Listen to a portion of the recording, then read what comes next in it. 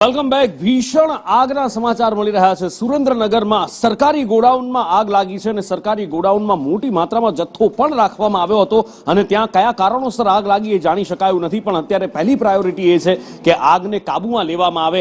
ગોડાઉનને આગને કાબૂમાં લેવા માટે જેસીબી પણ બોલાવવામાં આવ્યા છે। ફાયર ફાઈટર જહેમત કરી રહ્યા છે અને આગ જલ્દીથી કાબૂમાં આવે એવા પ્રયત્નો કરવામાં આવ્યા છે। મળીને કુલ 825 મેટ્રિક ટન છે મગફળી રાખવામાં આવેલી હતી।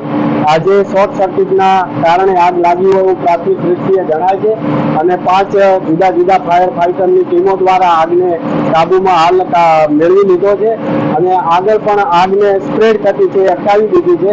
હવે બાકીના ગોડાઉનની અંદર જે આગ સ્પ્રેડ થવાની કોઈ સંભાવના નથી, પણ હાલ જે ચાલુ આગ છે આગને ફાયર ફાઈટરની ટીમો છે એ ટૂંક સમયમાં તમામ આગ ઓલવવાની કામગીરી ચાલુમાં છે।